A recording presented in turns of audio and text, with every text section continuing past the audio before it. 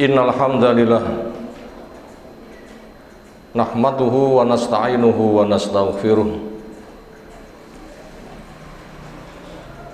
wa na'udzu billahi min syururi anfusina wa sayyiati a'malina may yahdihillahu fala mudhillalah wa may yudlilhu fala hadiyalah. Wa asyhadu an la ilaha illallah wahdahu la syarikalah wa asyhadu anna Muhammadan abduhu wa rasuluh. Allahumma shalli ala Muhammad wa ala alihi wa ashabihi wa man tabi'ahum bi ihsanin ila yaumiddin. Ya ayyuhalladzina amanu taqullaha haqqa tuqatih wa la tamutunna illa wa antum muslimun. Ya ayyuhan nas ittaqu rabbakum alladzi khalaqakum min nafsin wahidah khalaqa minha zawjaha wa bassa minhuma rijalan katsiran wa nisaa'a wattaqullaha alladzi tasaaluna bihi wal arham innallaha kana 'alaikum raqiba.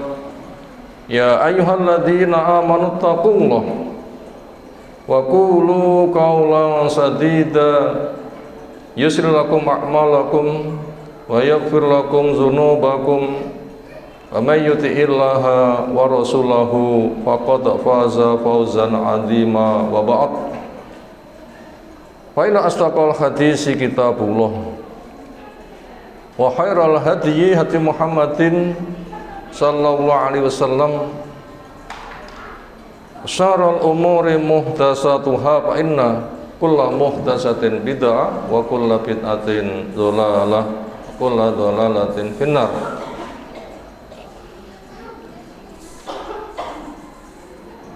Ayyuhal hadirat minal akhwat,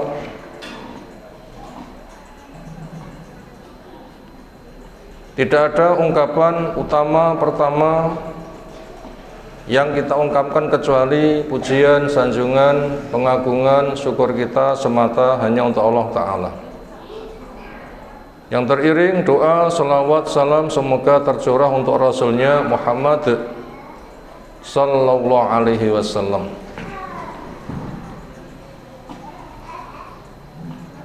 Di kesempatan yang baik ini,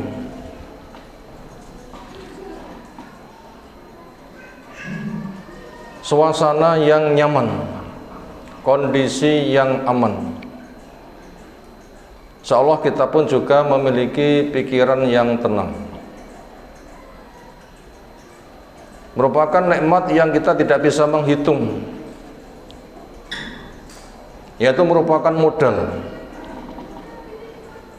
yang kelak supaya kita bisa menjadikan jawaban purna ketika kamu ditanya, kamu diberikan kondisi aman, badan pun juga sehat, suasana pun juga nyaman, kamu gunakan untuk apa?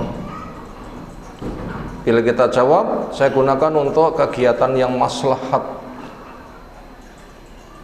termasuk mengembangkan dakwah, lebih menyebarkan ke masyarakat. Kami bikin tema bazar, sesuatu yang menarik, mengundang orang ketika mereka datang, ilmu kami sampaikan supaya mereka kenal kepada Allah, kenal kepada Islam, kenal kepada Rasulnya. Ketika fitrah manusia kenal Allah, butuh Allah, siap menghamba kepada Allah, kami giring mereka menghambanya juga menggunakan cara Allah.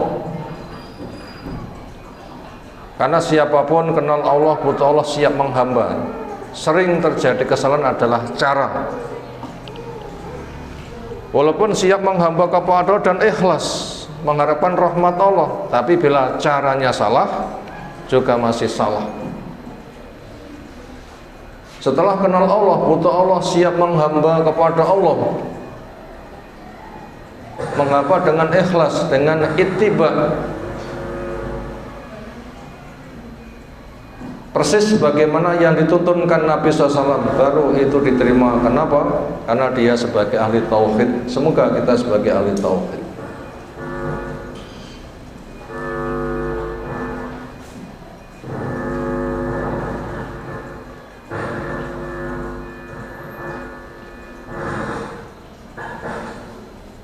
Kalau kita mendengar kata bazar ini sebagai muqaddimah, seringnya di sana ada stan-stan, ada barang-barang yang ditawarkan. Mungkin orang akan melihat sana sini, menarik. Ketika tahu, lalu mungkin terjadi transaksi tawar menawar. Akhirnya ada yang membelinya. Bazar berkesan dengan kondisi harga spesial yang murah. Nah, semoga betul-betul murah. Itu adalah merupakan transaksi bisnis. Kemudian di dalam kita beragama itu juga menggunakan sistem bisnis. Sehingga ketika ada orang memberikan komentar, beribadah kok cari pahala, itu namanya ibadah pedagang. Seolah komentar seperti itu menyalahkan. Nggak oleh beribadah menggunakan sistem dagang, golek bati, cari pahala. Kesannya seperti itu dari pihak yang memberikan komentar. Seolah dengan komentar seperti itu dia benar, tapi sebenarnya dia adalah salah total. Justru yang benar, ibadah yang hakiki itu menggunakan sistem dagang. Kenapa? Karena Allah telah menawarkan, hal adullukum ala tijaratin tunjikum min adzabin alim. Maukah kamu saya tunjukkan perdagangan yang bisa menyelamatkan kalian dari siksa yang menyakitkan? Tijarah, apa makna tijarah? Dagang. Jelas ini ibadah menggunakan sistem dagang. Itu Allah menunjukkan, hasilnya menjanjikan. Allah menawarkan, hal adulukum, mau kamu saya tunjukkan. Ini besar. Kalau nggak besar nggak usah ditawarkan.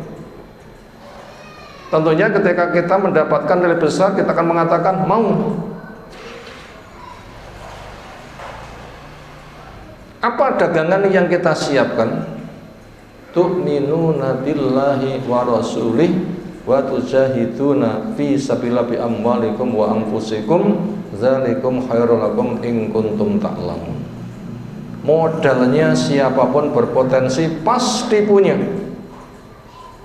Gak usah cari pinjaman sana sini, modalnya sudah ada pada masing-masing diri. Kalau modalnya itu pinjam, belum tentu dapat pinjaman. Kalau dapat pinjaman kadang ditarget 1 juta, kamu bisa dapat bati berapa? 1.000. Ya wis, nanti mudharabah, kamu sing 70.000, saya sing 30.000. Berarti pinjam 1 juta itu setiap hari mbateni berapa? 30.000. 10 dino mbateni 300.000. Sesasi mbateni 900.000. Pinjam 1.000 diwehni 900, nanti balekne 1.200. Sementara yang ia terima hanya 900. Sesasi harus mengembalikan 900 dan belum bisa mengangsur. Ini mencekik.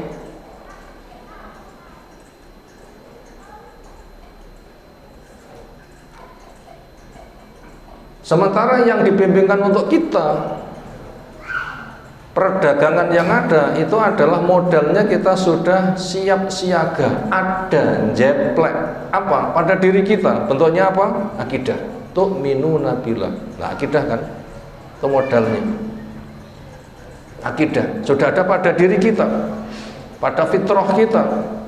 Kita mengenal Allah, butuh kepada Allah, siap menghamba. Ya Allah, Engkau adalah pencipta langit bumi, diri saya penuh dengan kenikmatan, semuanya darimu. Engkau telah menurunkan kitab, mengutus rasul, membimbing, ada dai-dai yang berdakwah sepanjang zaman, saya terima dengan tulus.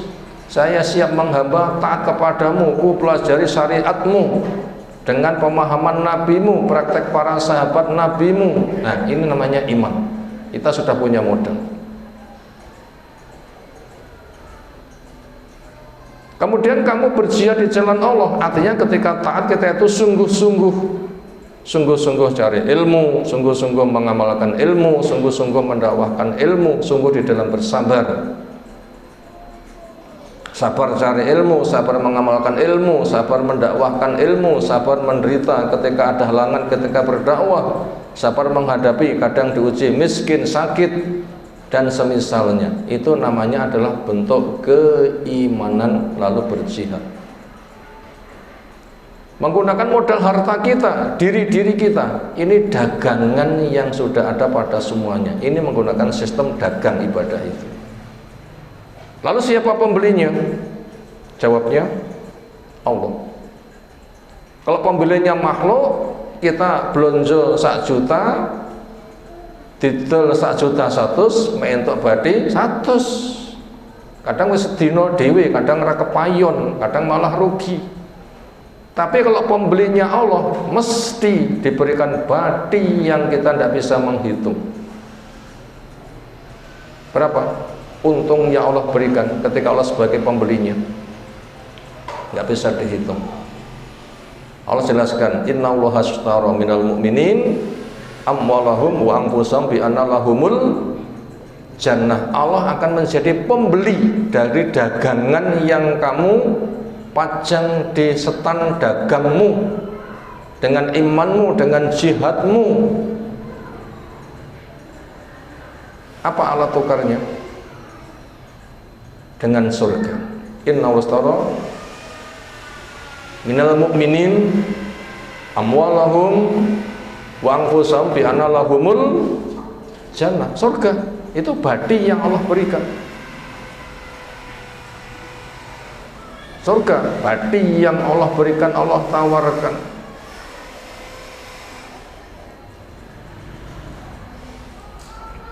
Nah begitu. Nah sementara surga itu harganya nggak bisa dihitung. Yang hadis qudsi Allah firmankan, a'tatu li ibadiyas sholihin ma la an ra'at wala udhu samin wala khatara ala qalbi bashar. Saya sediakan untuk hambaku yang soleh kenikmatan surga yang mata nggak bisa melihat, belum melihat, telinga belum mendengar, membayangkan belum bisa. Tempat sejengkal di surga lebih mahal daripada dunia bersama isinya. Bahkan sapu tangan bidadari surga lebih mahal daripada dunia bersama isinya. Ini akhwat semuanya pegang sapu tangan nggak ini? Kalau enggak nanti silakan dibagi selembar tisu. Itu termasuk apa itu? Sapu tangan. Berapa harganya selembar tisu? Dum gratis, nggak usah bayar. Sementara sapu tangan bidadari surga berapa harganya? Lebih mahal daripada dunia bersama isinya. Masih tinggian mana derajatnya wanita dunia yang masuk surga dengan bidadari surga? Tinggian yang mana? Masih tinggian perempuan dunia yang dengan iman dia itu masuk surga. Dia menjadi pemimpinnya para bidadari. Lebih tinggi lagi. Itu semua itu menggunakan sistem dagang. Ini poin pertama yang perlu kita sampaikan. Adanya momen bazar yang ada, maka bahasa ini butuh untuk disampaikan, seolah nanti mengesan.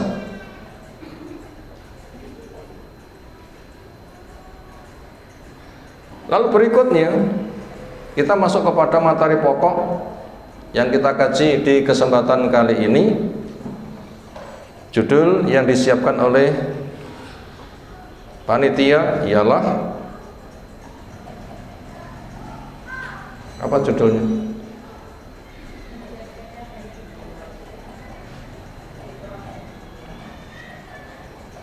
Menjaga cahaya di tengah badai fitnah. Saya bikinkan makalah menggunakan judul Fitrah dan Gelombang Fitnah.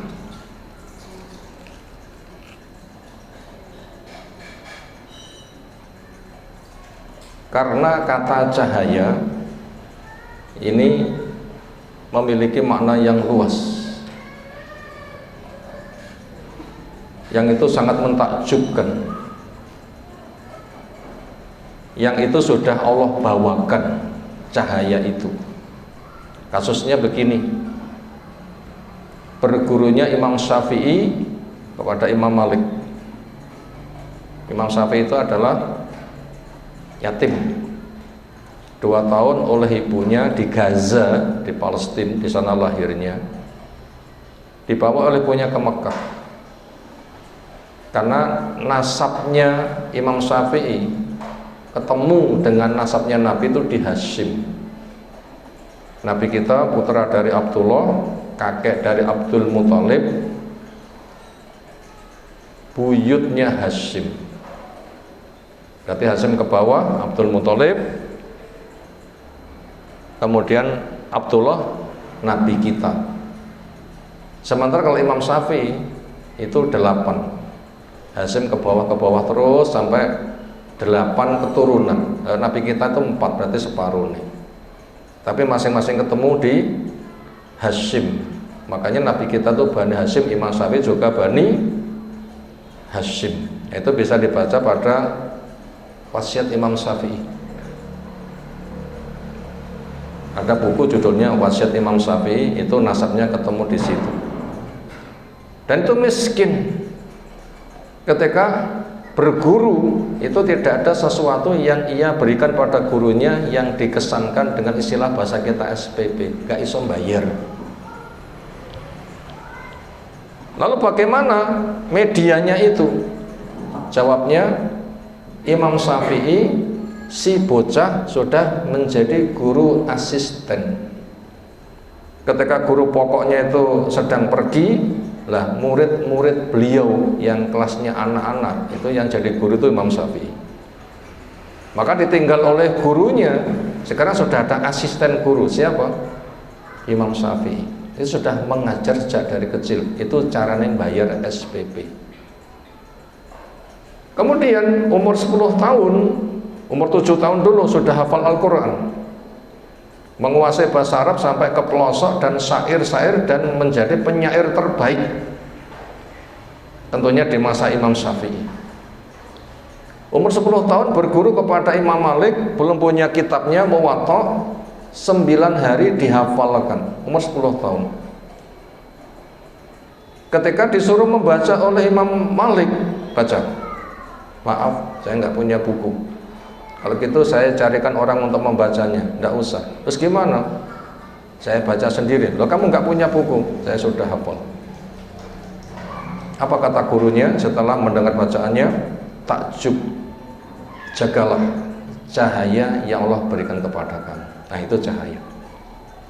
Kalau di situ ungkapan Imam Malik mengesankan mana cahaya. Apa di situ mana cahaya? Bersihnya fitrah ditopang dengan cerdasnya otak, ditopang kecerdasan berpikir, ditopang lagi tidak ternoda oleh dosa-dosa. Itu fitrah, itu cahaya. Ada ungkapan global, al ilmu nurun, ilmu itu cahaya, saling melengkapi. Semisal profil Imam Syafi'i, fitrahnya bagus, otaknya cerdas, hafalannya kuat, semangatnya luar biasa.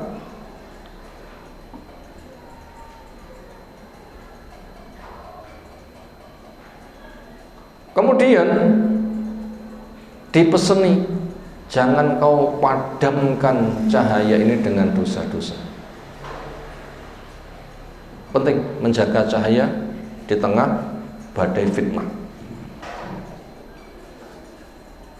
Semoga Allah berikan cahaya pada kita semuanya. Akhirnya saya ganti dengan bahasa yang ringkas, fitrah.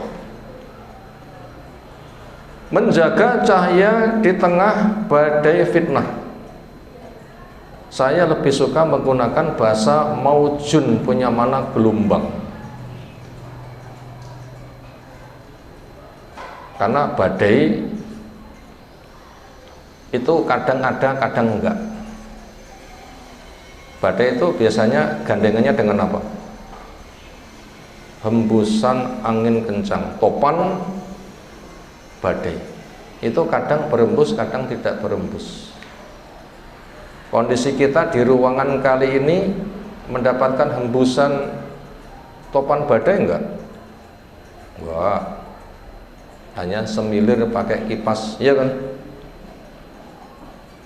Tapi kalau gelombang ini selalu ada. Lihat laut, pernahkah laut itu mandek? Pernah? Tenang seperti air di kolamnya kamar mandi, gak obah blas, gak ada. Ketika kita wisata ke pantai, saksikan, pernah mandekkah gelombang laut? Gak pernah. Terus pagi, sore, siang, malam, sejak itu kita saksikan sekarang entah sampai kapan. Kenapa saya pilih contoh menggunakan bahasa gelombang? Karena fitrah itu akan diuji dengan fitnah, dan fitnah itu datangnya bergelombang. Nah, gitu permasalahannya.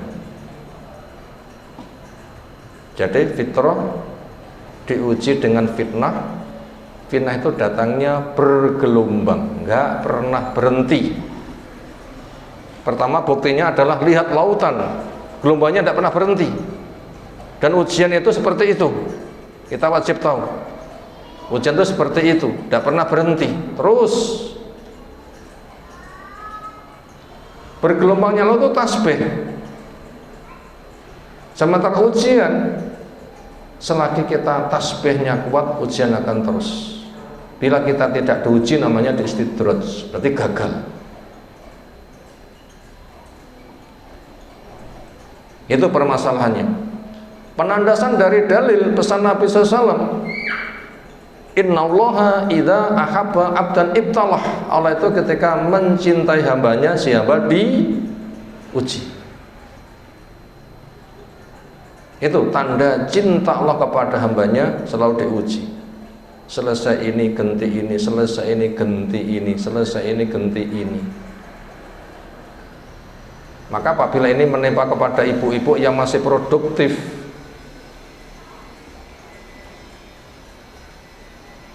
itu ketika diuji untuk menurunkan anak yang diimbau oleh Islam dengan anak yang sangat banyak, isinya ya begitu.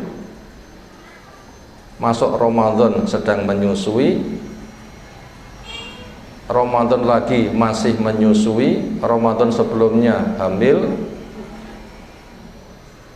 Ramadan yang keempat hamil lagi, Ramadan 1-2 menyusui, Ramadan berikutnya hamil.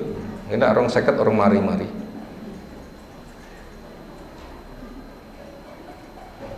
Telung tahun pisan standar normal. 30 tahun 10 anaknya. 36 sudah selesai. Satu saja tapi selesai. Wah, kesel aku. Kadang sambatnya begitu. Ya memang begitu. Ujian itu kayak nafas, menghirup, menghembus, nggak akan pernah berhenti. Kalau kita nggak mau diuji, namanya disidroj, itu namanya jadi orang kafir. Seneng-seneng. Ulu watamato qalilan innakum mujrimun. Wes seneng-seneng. Kamu itu pendosa. Itu namanya istidroj, itu bahaya. Itu tadi untuk menggambarkan kepada kita fitrah yang kita bercahaya dengannya, supaya kita jaga di tengah gelombang fitnah. Fitnah itu datangnya bergelombang, nggak pernah berhenti. Selagi di situ kita bernafas, di situ ada ujian. Bagaikan laut juga seperti itu. Tamsilnya juga demikian. Nah, inilah yang wajib kita perhatikan. Sekarang materinya kita baca dari selembar kertas yang sudah terbagi. Di situ ada 3 dalil, bagian akhir fawaid. Begitu saya mendengar kata badai, saya memberikan masukkan dengan gelombang. Kemudian saya teringat sebuah hadis cerita tentang gelombang. Akhirnya hadis itu saya cari dan menemukannya, dan Allah memudahkan pencarian hadis di dalam Al-Bahis Al-Hadisi. Akhirnya ditemukan hadis berikut ini. Saya bacakan, kita simak. An Hudzaifah ibni al-Yamani radhiyallahu anhu qol, kunna, ada kami julusan sedang duduk bareng inda Umar, di majelisnya Umar radhiyallahu anhu. Umar itu butuh mitra kerja untuk musyawarah, diambilkan dari ahli Al-Quran yang cerdas, kalangan muda atau tua. Hudzaifah salah satunya. Kenapa Hudzaifah kok juga dipilih menjadi ashabus sir, teman yang diajak bicara rahasia oleh Nabi SAW? Dan Umar itu butuh. Ketika Umar itu menentukan gubernur ABC, ini Hudzaifah yang ditanya. Dulu orang-orang munafik yang pernah ngepung Nabi itu disebutkan namanya fulan, yaitu sepulang dari perang Tabuk. Nabi bersama Hudzaifah atau bersama siapa itu dikepung belasan orang bertopeng. Ternyata bisa dihimbau, dihalau pergi, mereka gagal. Dan Nabi sebutkan namanya si A, si B, si D. Hudzaifah hafal. Itu namanya ashabus sir. Dan Umar itu ketika mengangkat gubernur butuh orang yang kuangkat itu apakah ada orang yang namanya disebut Nabi dari grup munafik yang pernah ngepung Nabi Shallallahu Alaihi Wasallam. Dijawab ada, si fulan. Kecolongan juga. Makanya Hudzaifah itu dimasukkan di majelis yang Umar mengajak musyawarah dengannya. Di sini Hudzaifah berada di majelisnya Umar radhiyallahu anhu. Faqala, Umar nanya, ayyukum, siapa di antara kamu yahfadhu, yang hafal qaula Rasulullah, akan dawuhnya Rasul sallallahu fil fitnah, yang cerita tentang fitnah, yaitu manusia hidup untuk diuji. Bila sukses diberi pahala, bila gagal nanti akan kena musibah yang berat. Itu namanya fitnah. Ya Allah sebutkan, wa nablukum bisyarri wal khairi fitnatan. Kami beri kamu kebaikan keburukan sebagai bahan ujian. Siapa diberi kebaikan dia syukur, ketika sukses. Siapa diberi keburukan dia sabar, maka itu sukses. Siapa diberi kebaikan untuk pesta pura, lupa ibadah, berarti itu gagal. Siapa yang diusi musibah dia putus asa, maka dia termasuk orang yang gagal. Makanya syukur, sabar merupakan kunci kesuksesan. Qultu, saya jawab, kata Hudzaifah, anak saya. Kama qalahu, hafal hadis itu sebagaimana Nabi SAW sabdakan. Qala, kata Umar, innaka alaihi, sesungguhnya kamu akan jawaban ini, alaihi atasnya, la jariun, sungguh kamu itu memang wani. Itu menggunakan bahasa innaka alaihi atau alaiha. La jari, wah kamu itu memang wani tenanan. Kalau itu akhirnya saya jelaskan, fitnatur rajuli, tergelincirnya seorang laki-laki ketika bergaul di tengah keluarganya, lalu si laki-laki menzalimi kepada keluarganya, istrinya, anaknya, kakaknya, adiknya, orang tuanya, mertuanya, pembantunya, pekerjanya, atau siapa.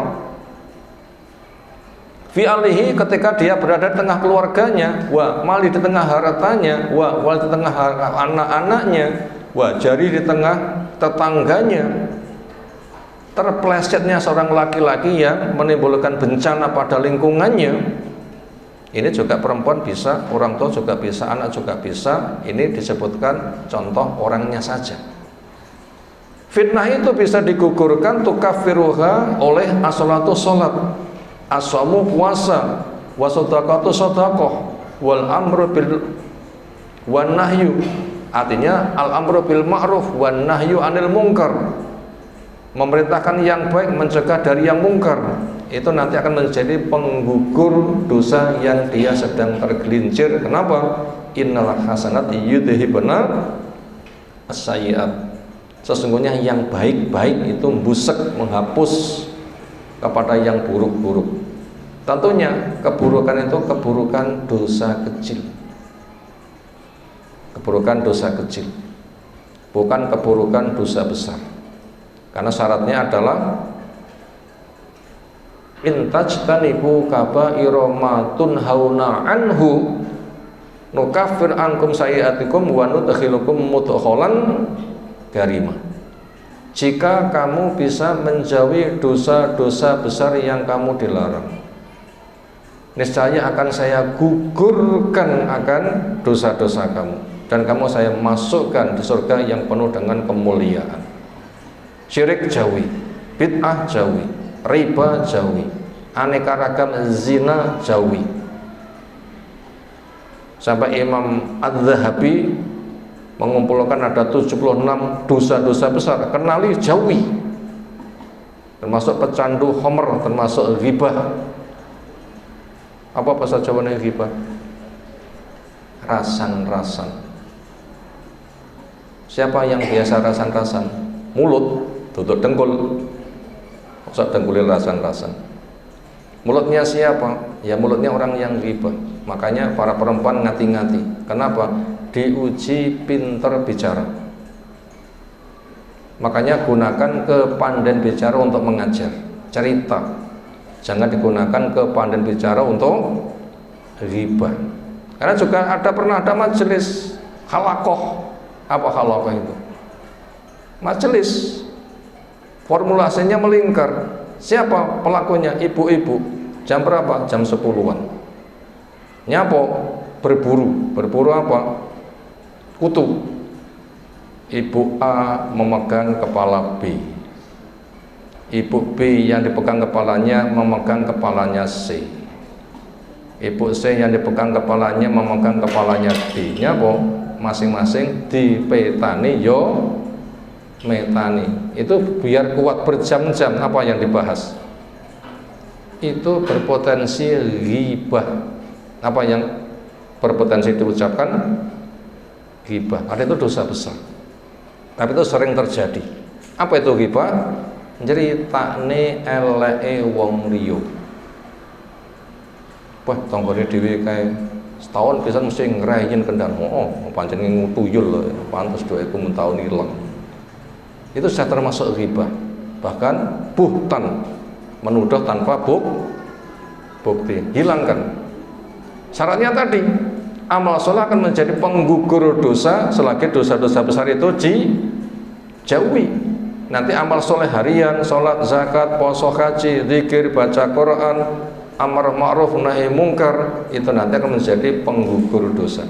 Ini fitnahnya seseorang di tengah keluarganya akan tergugurkan dengan cara itu. Kalau Umar mengatakan, laisa hadza urid, bukan ini yang ku mau, walakin akan tetapi al fitnatu fitnah alati yang tamuju bergelombang kama yamujul bahru, sebagaimana laut bergelombang. Nah, jelas ini. Jadi fitnah yang menimpa kepada umat itu kelasnya gelombang laut ada terus. Lek badai, topan badai itu kolo-kolo. Kadang ada, kadang enggak. Tapi namanya fitnah itu seperti gelombang laut, termasuk kita di sini pun juga ada fitnah. Kenapa fitnah kita ada di sini? Di majelis ini, di masjid ini. Karena itu sifatnya seperti gelombang laut, berarti selalu ada di ruangan ini. Apa bentuknya? Satu, mungkin niatnya gak patek bener. Nah, itu fitnah. Segera dibenahi.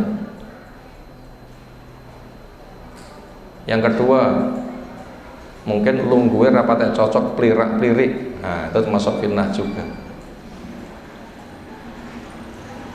Itu selalu ada. Dan fitnah riya itu lebih bahaya daripada bahayanya dajjal. Penawar Nabi SAW, maukah kamu saya tunjukkan sesuatu yang lebih ku takutkan daripada takutku kepada dajjal? Maknanya itu sudah ada di lingkup kalian yang itu bahayanya lebih dahsyat daripada dajjal. Tentunya mereka menjawab iya. Apa itu? Riya. Apa itu riya? Beramal soleh ditampakkan. Nah itu cari sanjungan golek lem, caper. Apa caper itu? Cari perhatian. Itu sudah membatalkan amal. Neraka dinyalakan pertama kali untuk membakar orang yang beribadah tapi riya. Orang beribadah tapi riya, yang tampak pahlawan tapi riya, yang tampak dermawan tapi riya, yang tampak sebagai ustadz tapi riya, yang tampak sebagai murid mungkin juga riya. Ini lebih bahaya daripada bahayanya Dajjal. Dan ini bersifat majayamuju, bergelombang, selalu ada di kanan kiri kita. Semuanya kita nggak bisa menjamin bisa lolos. Inilah fitnah yang ditanyakan oleh Umar, bergelombang seperti bergelombangnya laut. Qala Hudzaifah menjawab, laisa alaika minha ba'sun ya Amirul Mukminin. Tidak ada pada dirimu dari fitnah ini bahaya, wahai Amirul Mukminin. Bila ada mustamek di luar silahkan masuk saja. Bila sifatnya mustamek. Ada enggak? Ikhwan yang di luar sekira mustamek, nah masuk saja. Biar cari teman saya. Nah, alhamdulillah. Majelisnya masih luas.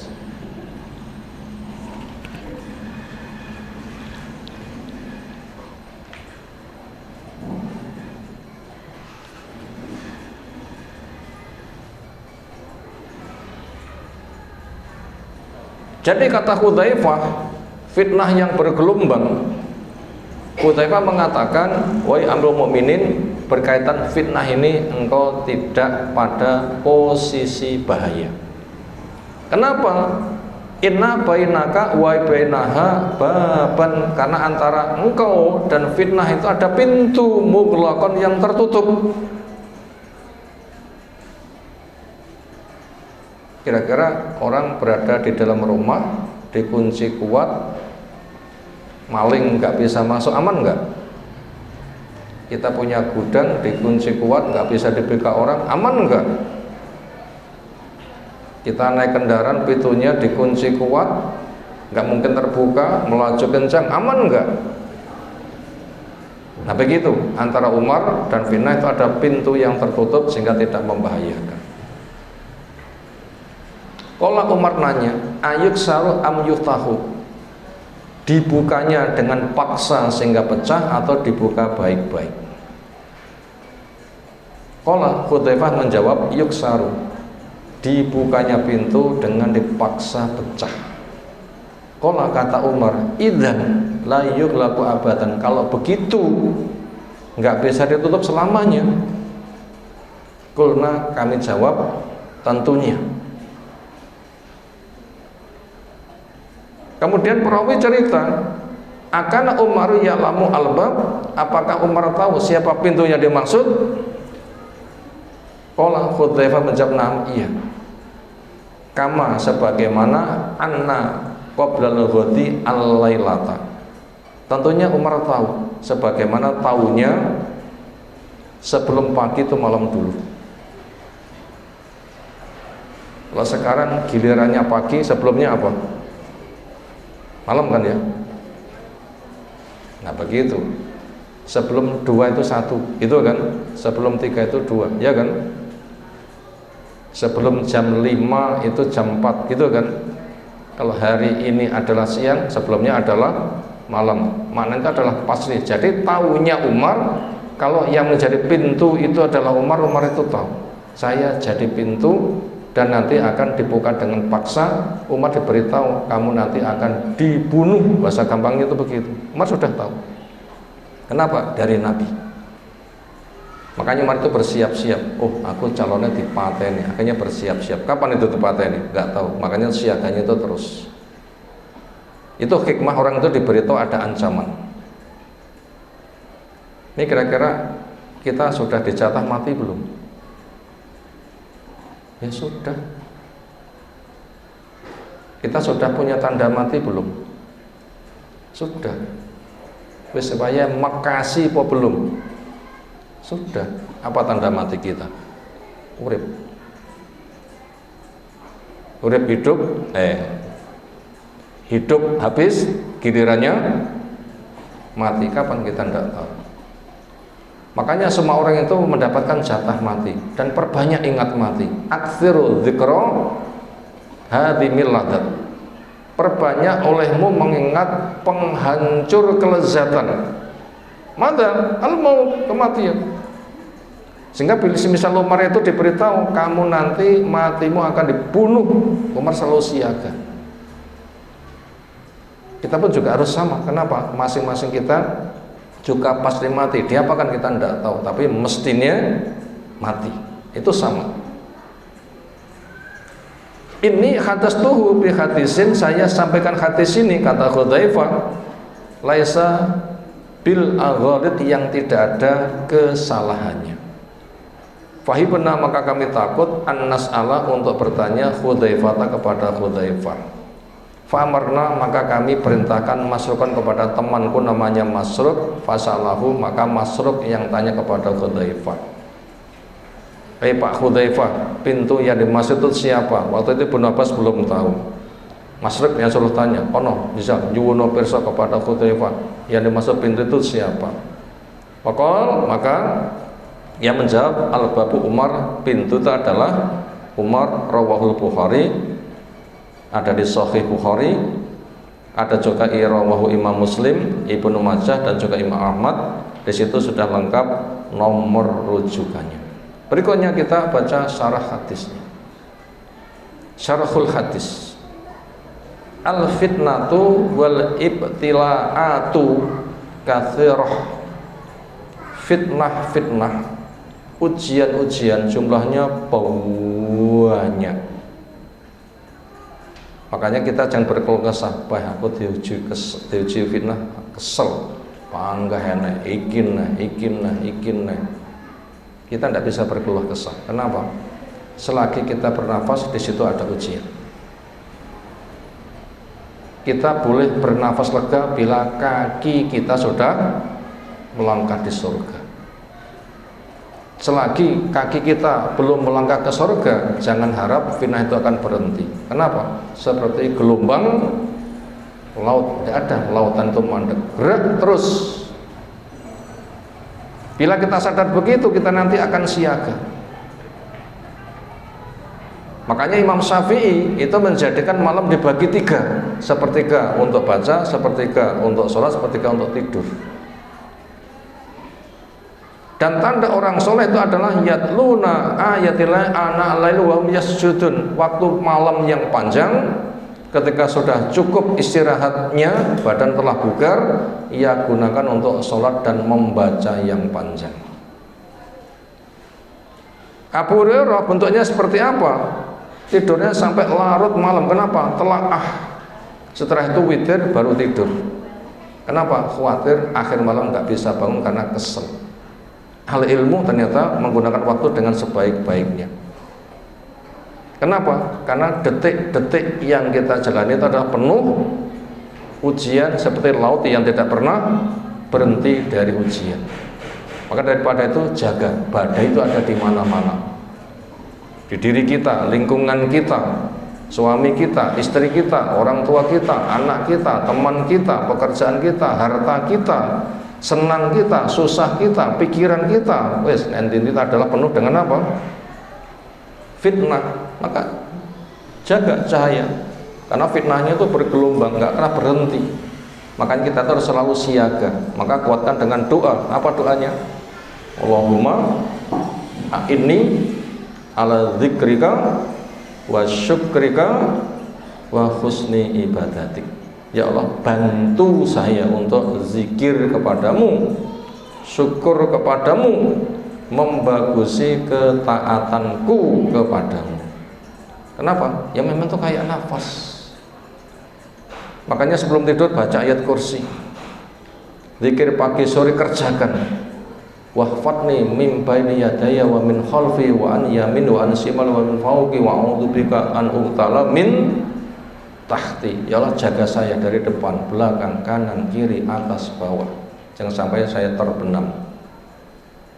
Zikir pagi bekal sampai sore, zikir sore bekal sampai pagi. Itu cara menjaga cahaya fitrah kita dari fitnah yang selalu bergelombang. Makanya kita jangan main-main dengan dosa. Maka lingkungan yang baik, teman yang baik, kegiatan yang baik, kita harus selalu menyertai kita semuanya. Makanya kita itu doa sebelum berkarya, doa di tengah karya, doa sesudah berkarya. Muhasabah sebelum berkarya, muhasabah ketika sedang berkarya, muhasabah ketika selesai berkarya. Tujuannya apa? Cahaya kita terjaga di kondisi fitnah yang bersifat kayak gelombang yang tidak pernah berhenti. Wa minha fitanun yasiratun, ada fitnah yang kelasnya kecil-kecilan. Wa fitanun azimatun, juga ada fitnah yang kelasnya besar-besaran.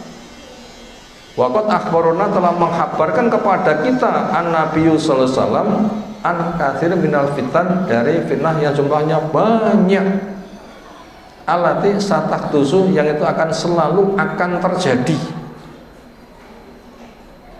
Dan Nabi SAW itu pernah mengadakan daurah sehari semalaman. Itu menceritakan semuanya, peristiwa yang akan terjadi ke depan, nanti begini, diiringi begini, diiringi begini, terus sampai kiamat. Makanya semisal Ibnu Katsir itu punya kitab Bidayah wan Nihayah, start sampai finish, dijelaskan semuanya. Akan terjadi begini, begini, termasuk tanda kiamat kecil, sedang, besar, itu ada semuanya. Termasuk tanda kiamat besar itu apa? Harta melimpah. Orang akan royoan, perempuan melimpah, laki-laki sedikit. Satu hadis berbanding 140, hadis yang lain 1 berbanding 50. Itu akan terjadi. Akan datang masa juga sedekah nggak ada yang nerima. Kenapa? Wong podo sugih kabeh. Makanya mumpung cek miskin dan sedekah. Kenapa? Sedekahmu di kala miskin lebih besar pahalamu daripada sedekahmu ketika kaya. Nyapa? Kene sing nampa masalah. Dibalik itu ketika miskin sedekah itu sedang dibutuhkan, dan ketika sedekah diberikan yang paling dicintai, itu sedekah yang terbaik.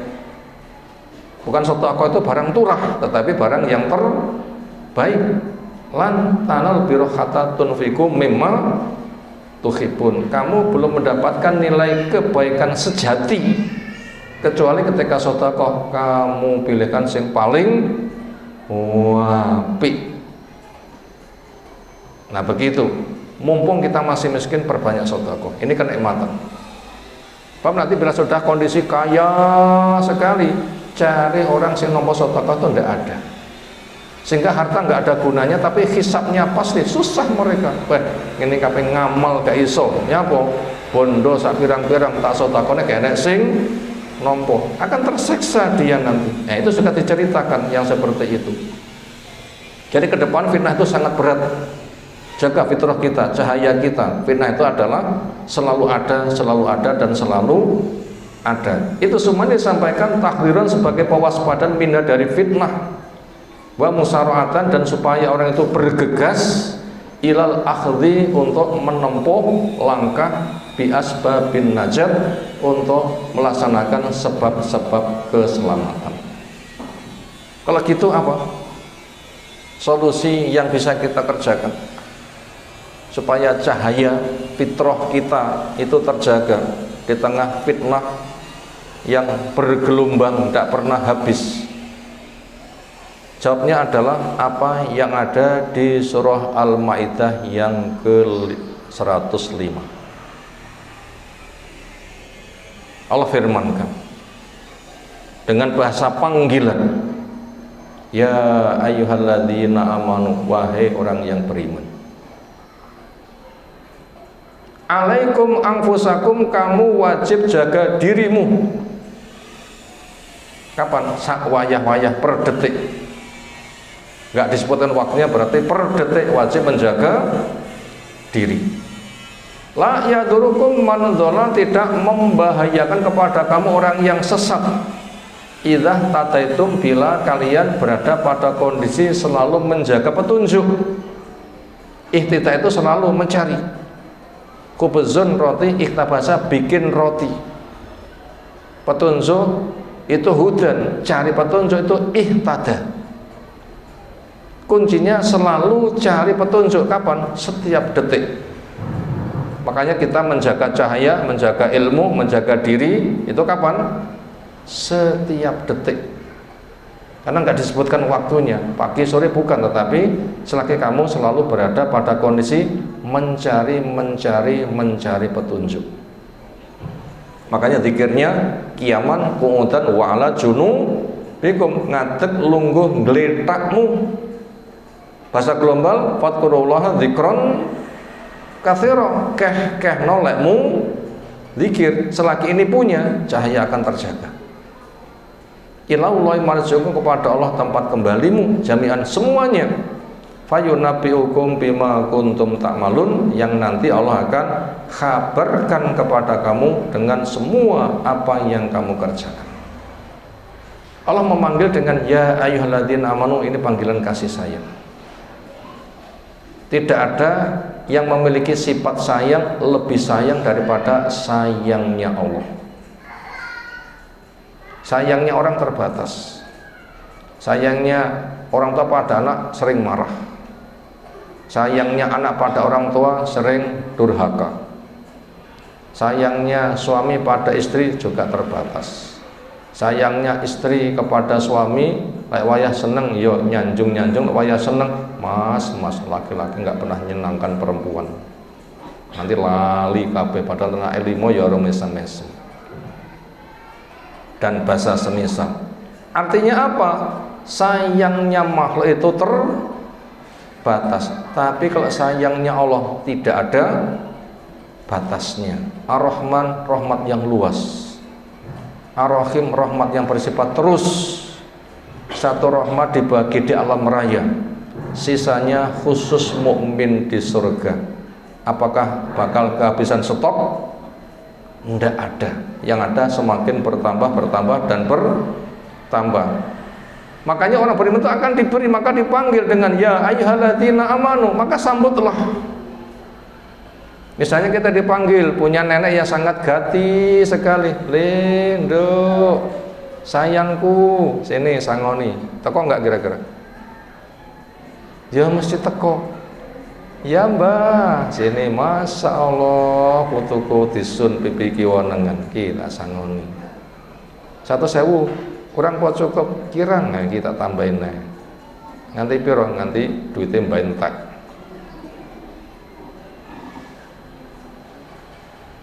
Itu saja sudah disayangi, padahal itu stoknya itu habis.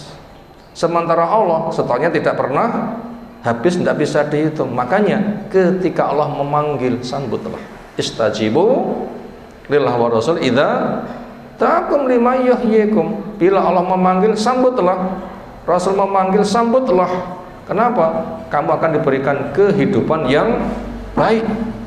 Sambutlah, akan diberikan kehidupan yang baik. Lalu siapa yang menyambut? Mukmin. Makanya kita butuh tahu. Bila ditanya, mukminkah kamu? Nopo jawabnya? Insya Allah.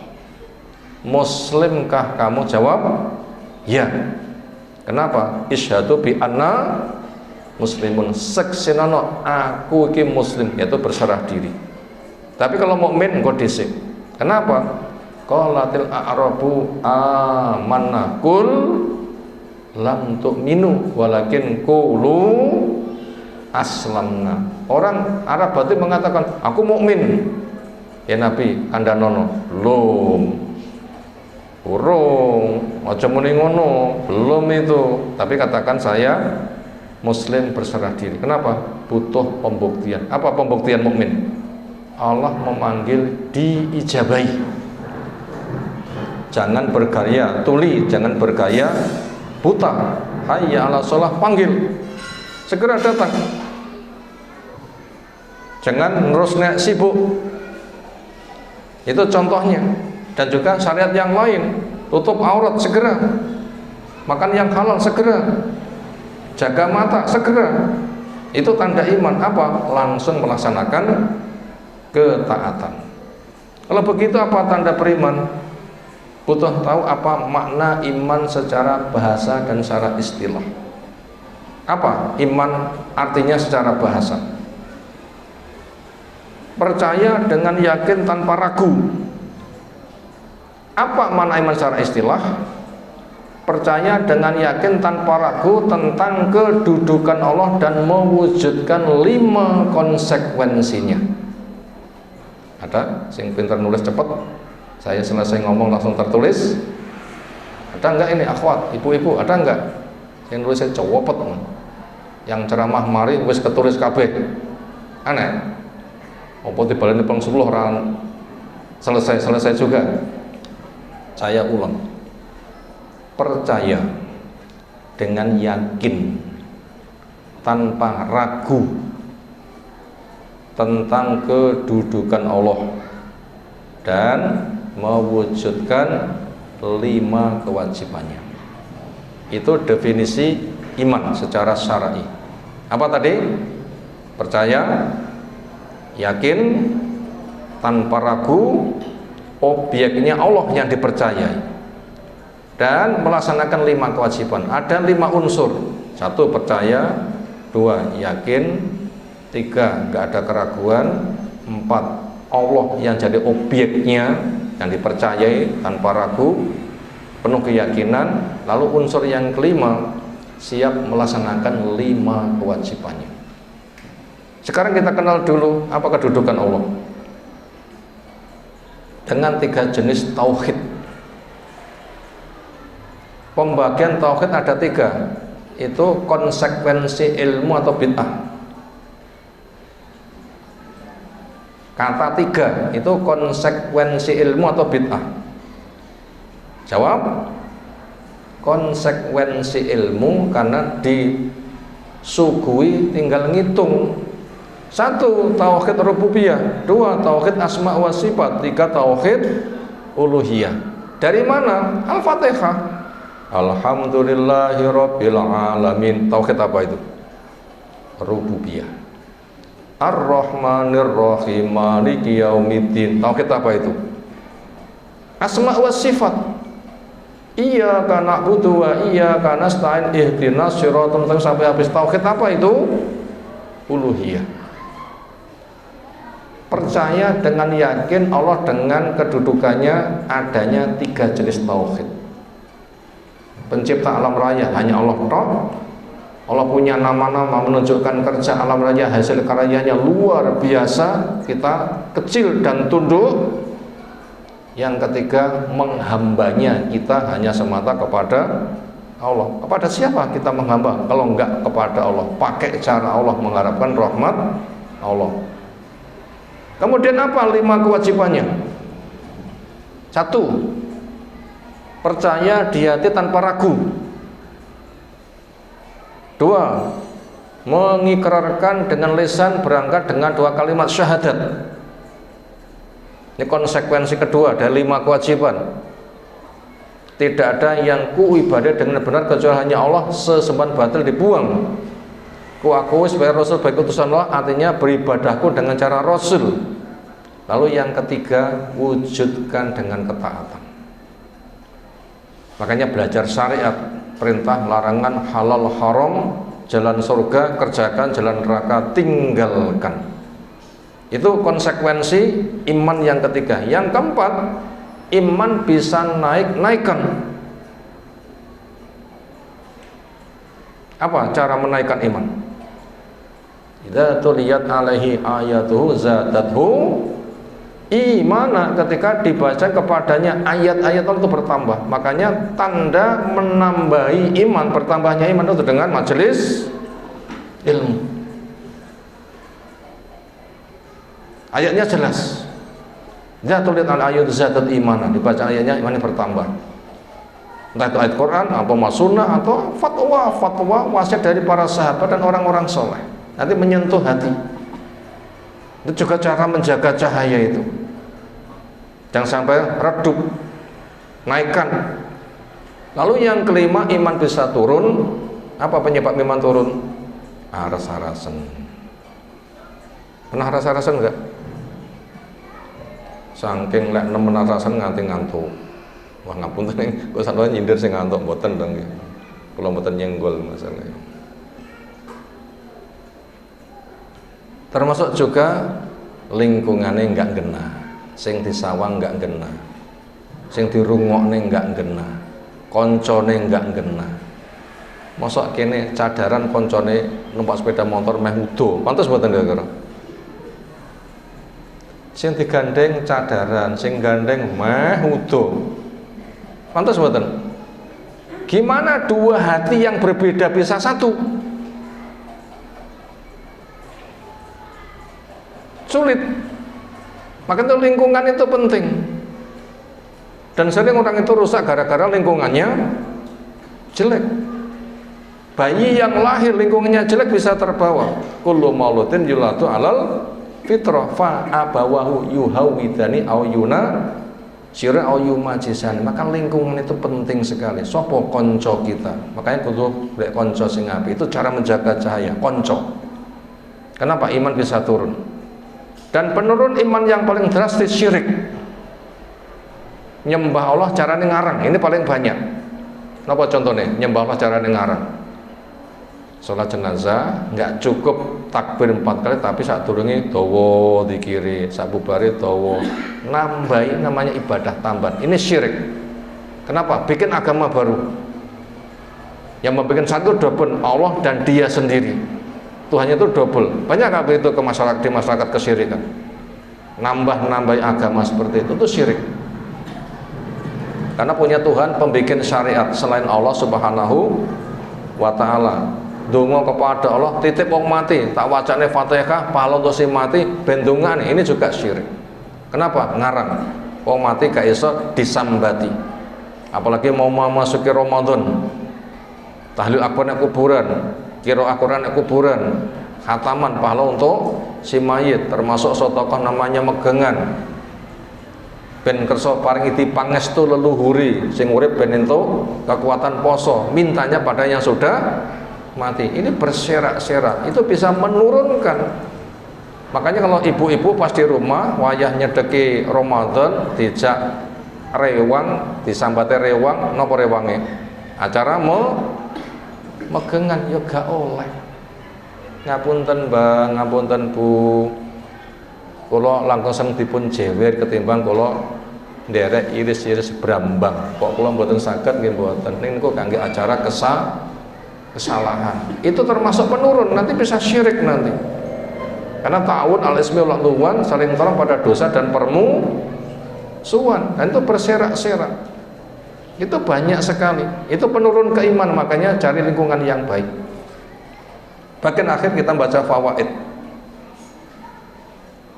Ada 3 nomor ditambah 6 huruf A sampai F. 3 nomor ya sekarang yang pertama. Manusia lahir dalam fitrah, penuh cahaya. Ayatnya, hadisnya gamblang.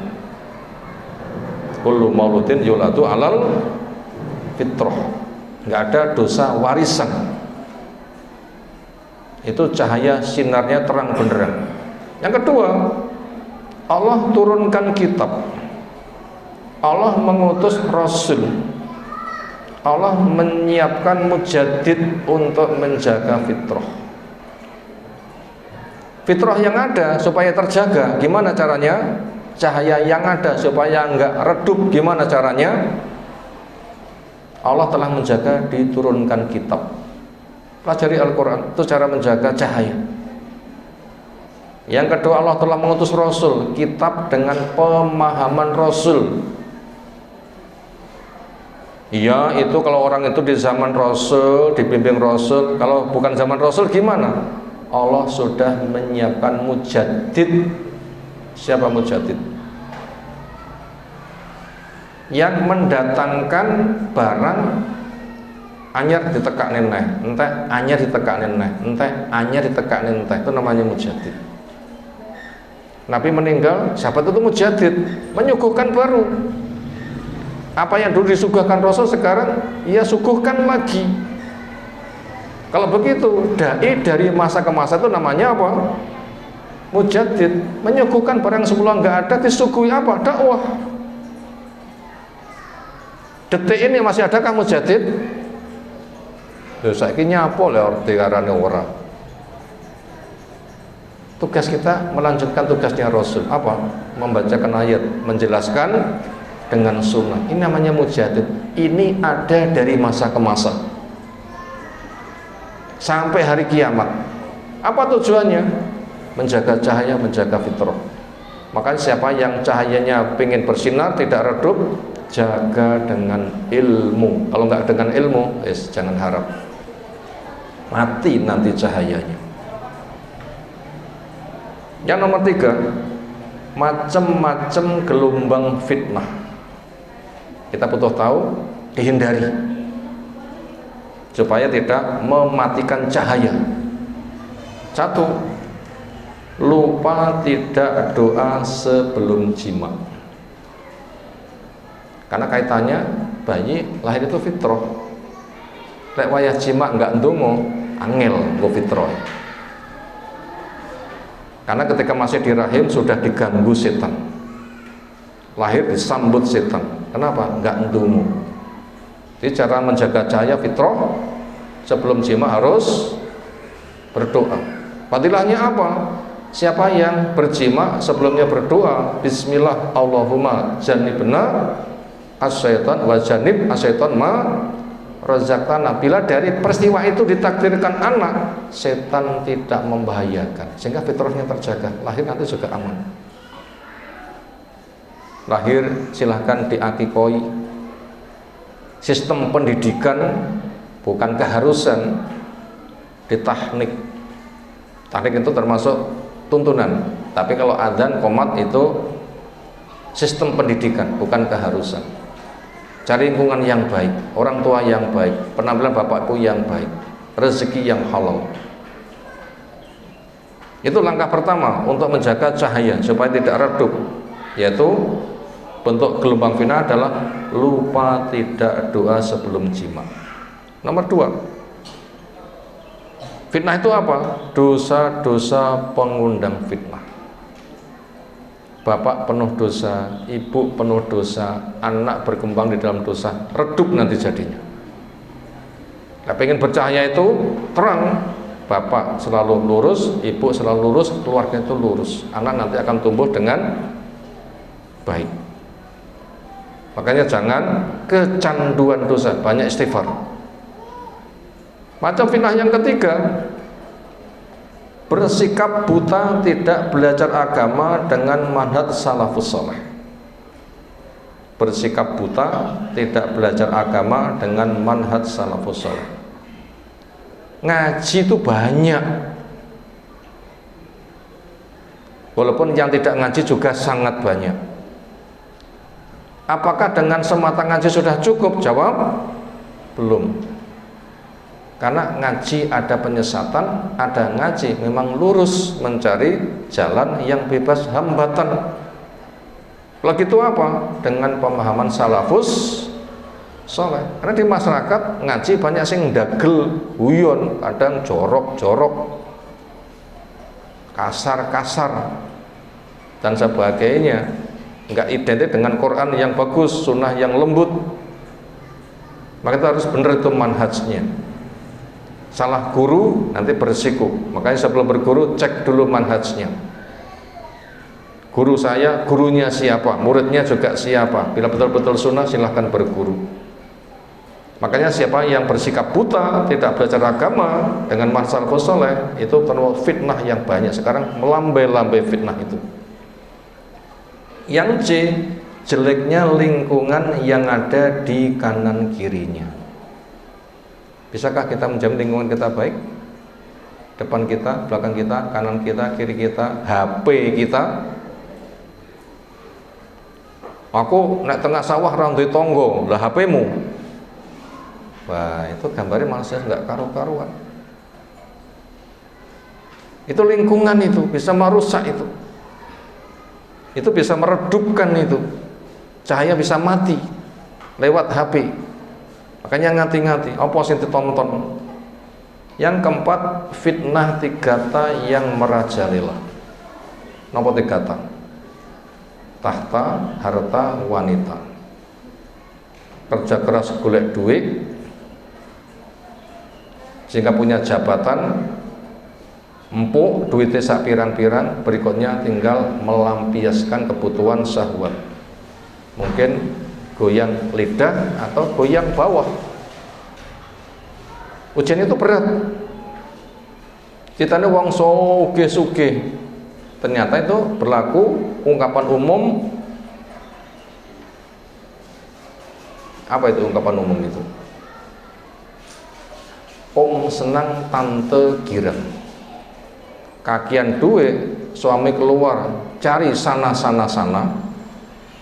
Yang di rumah juga nggak mau kalah, cari piaraan. Siapa? Bocah sekolah yang diragati, nanti punya tugas untuk pengganti suami ketika suami tidak ada. Itu pekerjaannya. Ini banyak, itu fitnah. Sehingga kondisi akhir zaman ini fitnah yang akan banyak terjadi. Dan sekarang sudah mulai merambat melewati media handphone. Gambarnya gak karuh-karuan. Perbuatan nyata hina sudah dipertontonkan dan sebagainya. Itu permasalahan fitnah harta, tahta wanita. Laki-laki butuh, perempuan butuh. Laki-laki pinter golek duit, perempuan pinter nompo duit. Seolah itu bisa dibeli. Kenapa? Karena akan disebutkan seperti itu fitnah harta.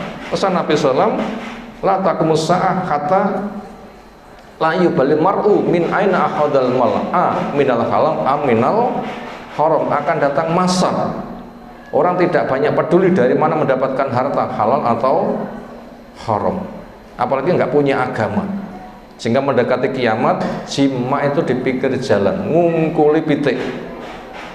Wong sing paling bener ngono ya ngono boyo ndelik nang mburi tembok kono. Ngungkuli pitik. Sekarang itu sudah banyak yang seperti itu. Gejalanya itu ke sana. Itu namanya fitnah tigata. Itu bisa betul-betul meredupkan. Maka sejelek-jelek orang, kiamat terjadi itu masih hidup. Makanya mumpung masih agak jauh, kita perbaiki diri. Terakhir, fitnah yang bahaya yaitu wahan, hasad, dan kikir. Apa wahan?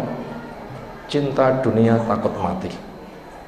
Waktunya habis cari dunia, nggak menyiapkan bekal kematian. Ini bisa mematikan cahaya ini. Laki maupun perempuan sama saja. Yang kedua hasad. Hasad itu apa?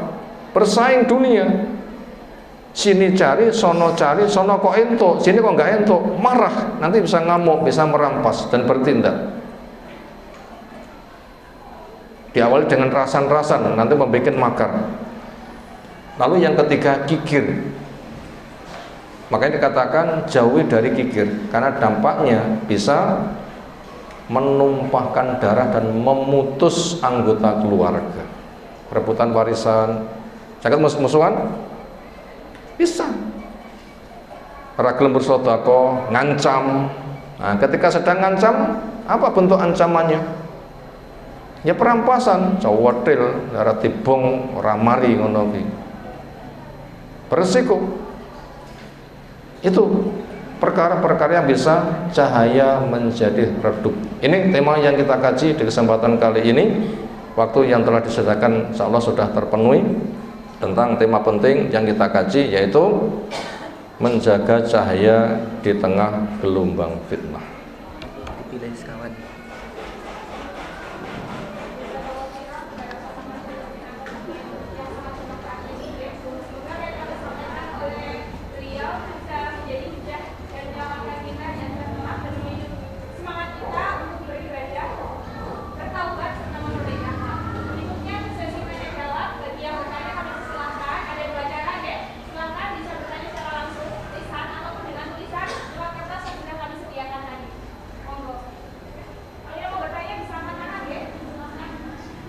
Ya, silakan yang langsung dulu.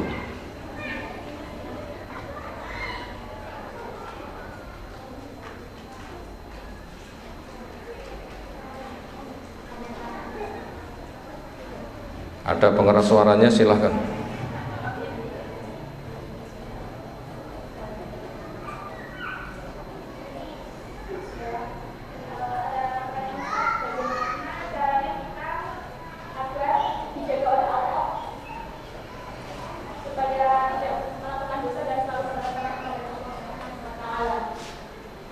Bagaimana cara agar dijaga oleh Allah? Bentuk penjagaannya kita tidak melakukan dosa, gitu ya.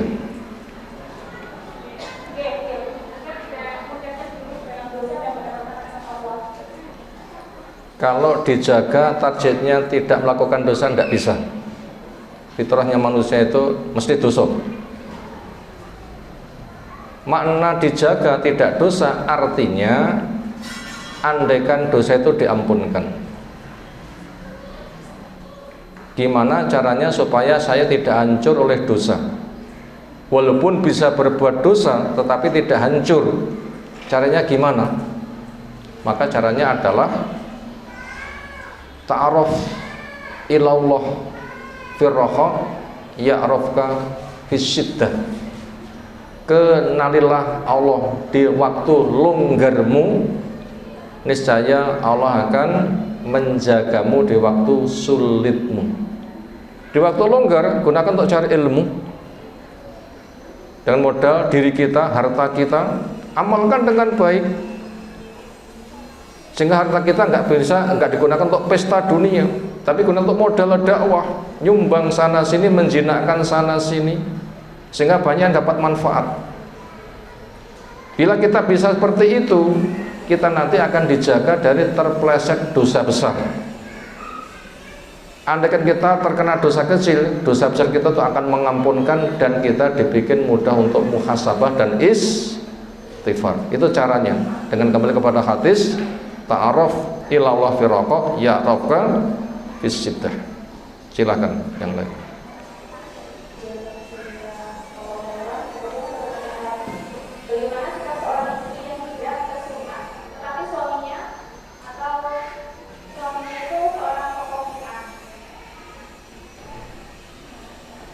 Kesimpulannya, istri pengen baik tapi suaminya nggak baik, begitu. Angel.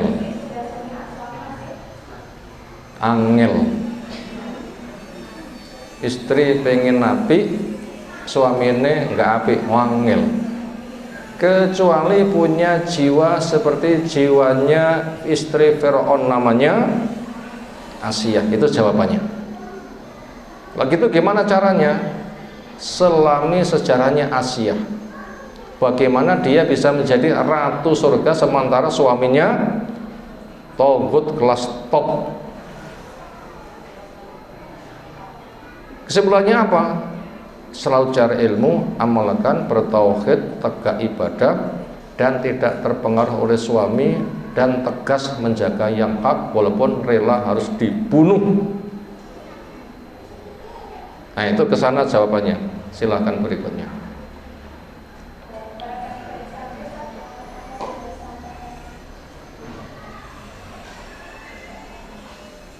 Gimana?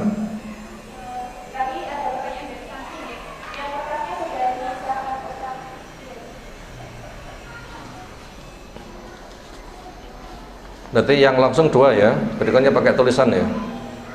Ini sudah masuk beberapa pertanyaan.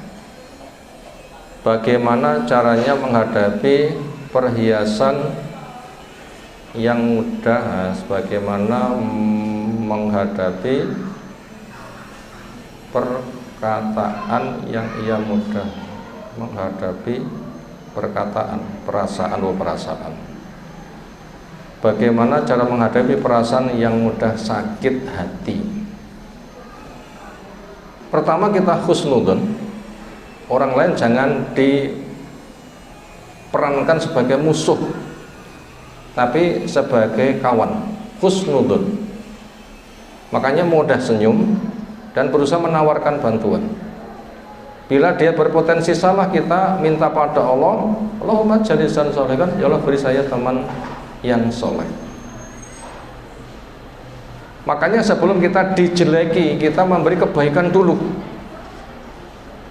sehingga orang lain nggak sempat berbuat jelek. Ketika berbuat jelek mereka nanti akan kalah set. Apabila kita bisa, kita nanti akan terjaga dari sakit hati. Kenapa kok sakit hati? Wah, aku radiwai. Makanya njaluk itu nanti radiwai malah sakit hati. Makanya jangan seneng njaluk. Banyaklah memberi.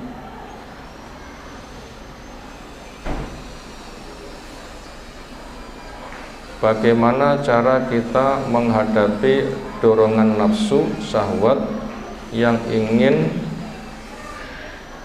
menjalani hubungan haram, misalnya berpacaran?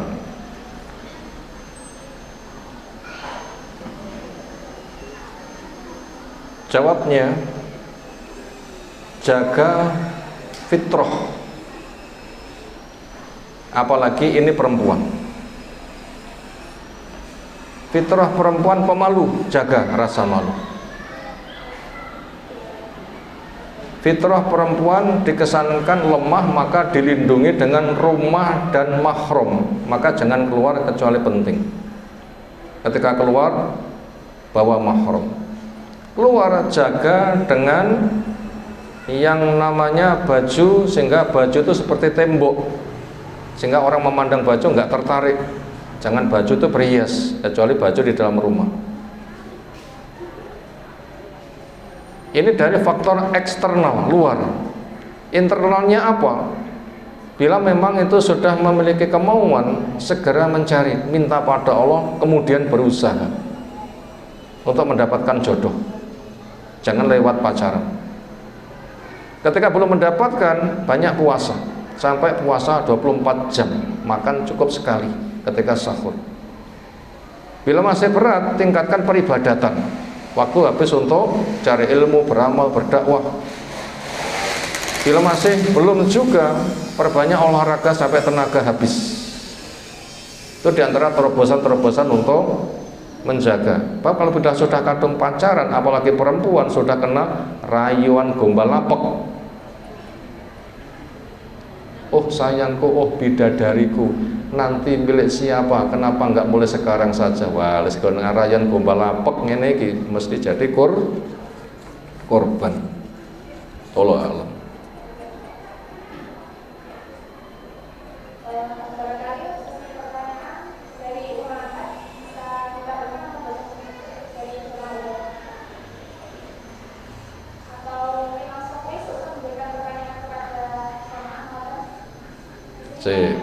Ini waktunya cukup apa enggak? Dicatat sampai jam berapa ini?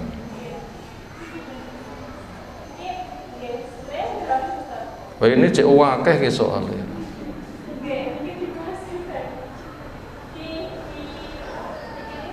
Nanti saya pilihkan saja. Nanti pertanyaan nanti memakan waktu kayak belum terjawab juga. Kita sampai dibatasi jam berapa ini? Dibatasi jam berapa?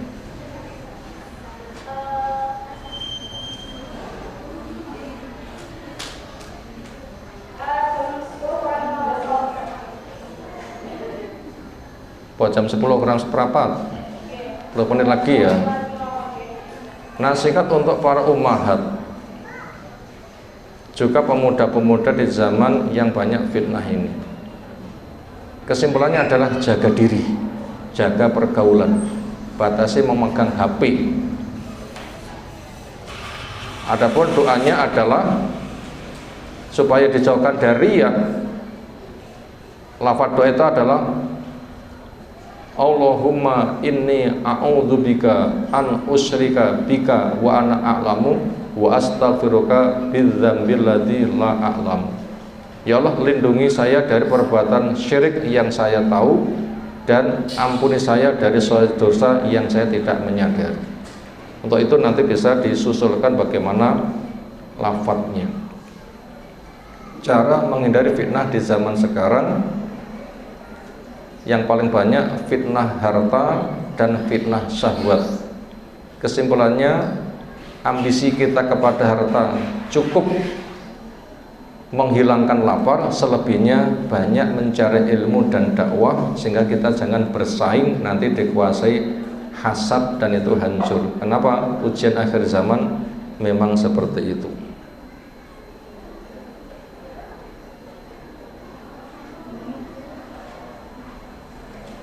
Hal-hal apa yang sering diremehkan manusia yang berefek dicabutnya kenikmatan?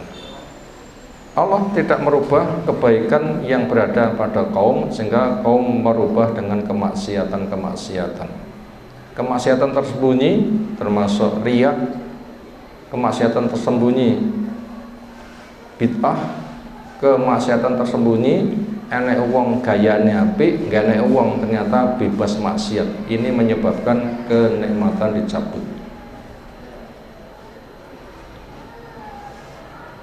Doa jimat gimana lafadznya? Doa jimat gimana lafadznya?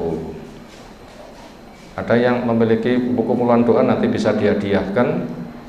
Doanya adalah Bismillah Allahumma jannibna syaitan wa jannibis syaitan ma razaqtana. Kalau belum bisa Arabnya Allah, pakai bahasa Jawa boleh. Ya Allah, pertama Bismillah. Bismillah dulu, Bismillah. Ya Allah, jauhkan saya dari setan dan jauhkan setan akan rezeki ini, sehingga setan tidak mendekat pada acara jimaknya tadi. Itu bila belum bisa Arabnya, pakai lafaz itu boleh. Apa bisa fitnah itu dihindari dengan berdoa? Ya, pertama dengan doa dulu, terutama doa sebelum salam dalam sholat. Allahumma inni a'udzubika min adzabi jahannama wa min adzabil qabri wa min fitnatil mahya wal mamat wa min syarri fitnatil masiihid dajjal. Direnungi itu. Kayaknya belum kita kupas karena waktunya terbatas. Itu doa itu nanti akan membuahkan langkah-langkah di luar sholat. Berangkat doa, melakukan usaha diiringi doa, selesai usaha doa. Kuncinya itu adalah doa untuk semuanya. Kalau sebab terseret fitnah, apa yang bisa kita lakukan? Bila orang itu sudah kadung terseret fitnah, ya pokoknya sebelum mati itu masih ada kesempatan untuk apa? Bertobat. Makanya beramal secara musyaroah, wasari'u ila maghfiratin mir rabbikum, bergegaslah menuju kepada ampunan Allah. Kisahnya pembunuh 100 nyawa itu masih ada kesempatan tobat. Segera hijrah, tinggalkan yang maksiat. Selama berjalan itu mati, itu nanti sudah berada di dalam keselamatan. Yang penting segera melangkah, bismillah, segera melangkah, hijrah. Itu solusinya. Jika mendapatkan fitnah ujian dari keluarga yang tidak bisa diajak hijrah dengan ilmu agama, apa yang harus dilakukan? Ini kembali kepada sikapnya Asiyah yang berada di kerangkengnya Fir'aun. Apa jawabnya? Perbuatan Asiyah yang berada di kerangkengnya Fir'aun, di situ solusinya. Gimana? Ya pada kondisi sedang tidak bergaul, mempergauli agama, memperbanyak ibadah, dan berusaha untuk menghindari acara-acara yang salah, bikin alasan-alasan. Bagaimana cara mendapat keturunan yang soleh dan solehat? Pertama, siapkan suami yang baik, lek milih aja sembarangan. Yang kedua, siapkan jadi istri yang baik. Setelah itu banyak doa kepada Allah. Doanya adalah Robbi habli minas solehin, ya Allah hibahkan kepadaku keturunan yang soleh-soleh. Didukung harta yang halal dan orang tua mempelopori dalam kebaikan. Adapun nanti jadinya anak, apik ket awal, apik di tengah, atau apik di ujung akhir. Jadi bagusnya anak itu tidak mesti dari awal. Ada yang apik anak dari awal, ada yang apik ketika di setengah dari umur kehidupannya, ada juga yang apik ketika menjelang kehidupannya. Yang penting itu istiqomah mendidik terus, itu caranya. Makanya apabila belum, mungkin besok. Karena ada kisah seorang ibu soleh, anaknya ndableke pol, ben-bengi mulai mesti mabuk, disambut dengan senyum dan ramah. Oh anakku, sini ku tolong. Waktu sepi banyak doa, di waktu sahur akhirnya ibunya mati, anak itu belum beneh. Kapan beneh? Nggak berapa lama sadar, lah aku panggah mabuk, ibuku jek hidup, saya ditolong. Lek nganti aku mabuk nek ibuku sudah meninggal, lalu saya nggak ditolong, matiku pas mabuk di kala itulah dia dapat hidayah. Jadi solehnya itu jangan dipaksakan dari awal. Yang kita paksa dari awal itu contoh kebaikan kita. Karena kesolehan anak itu bisa awal, bisa tengah, bisa akhir. Ujung-ujungnya nanti dikumpulkan di surga. Saya sedari kecil hidup di lingkungan yang minim agama dan sunnah, sampai saya pernah berpikir kalau Tuhan itu tidak ada. Sampai akhirnya saya sekarang mulai bertaubat menuju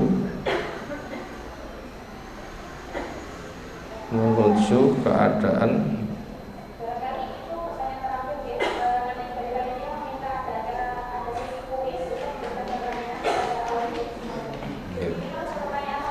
ya.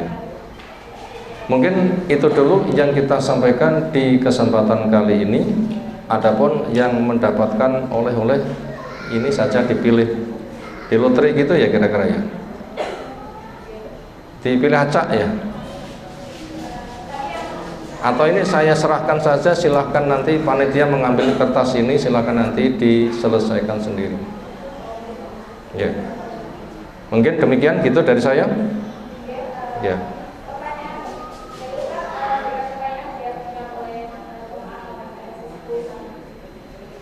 Pertanyaan dari saya.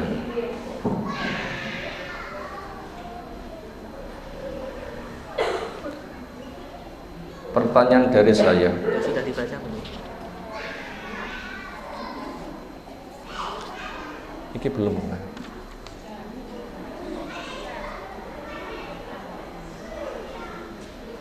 Pertanyaan dari saya. Siapa tadi yang berangkat dari rumah agak pesimis, begitu dipaksa mengikuti kajian ternyata mendapatkan pencerahan yang sangat disyukuri. Nah, mungkin pertanyaan dari saya seperti itu. Ini supaya betul-betul yang memang betul-betul merasakan. Siapa tadi berangkat dari rumah agak pesimis, tapi begitu dipaksa mau datang, akhirnya mendapatkan faidah besar karena mendapatkan pencerahan bagaimana menjaga cahaya dari derasnya gelombang fitnah. Nah, silakan siapa yang punya perasaan tulus seperti itu, maka nanti memberikan jawabannya. Cukup dengan saya gitu saja, tidak usah akeh-akeh jawabannya. Untuk itu silahkan nanti lapor kepada panitia siapa orangnya, silahkan nanti menjumpai. Tapi dengan catatan memang betul-betul tulus. Saya tadi berangkat kurang optimis, saya paksa, ternyata ketika datang di tempat mendapatkan nikmat pencerahan yang luar biasa sehingga saya merasa bersyukur. Silakan menghubungi panitia untuk mendapatkan oleh-oleh, semoga menjadi kebaikan bertambah-tambah buat kita semuanya. Demikian, subhanakallahumma bihamdika asyhadu an la ilaha illa anta astaghfiruka wa atubu ilaik. Assalamualaikum warahmatullahi wabarakatuh.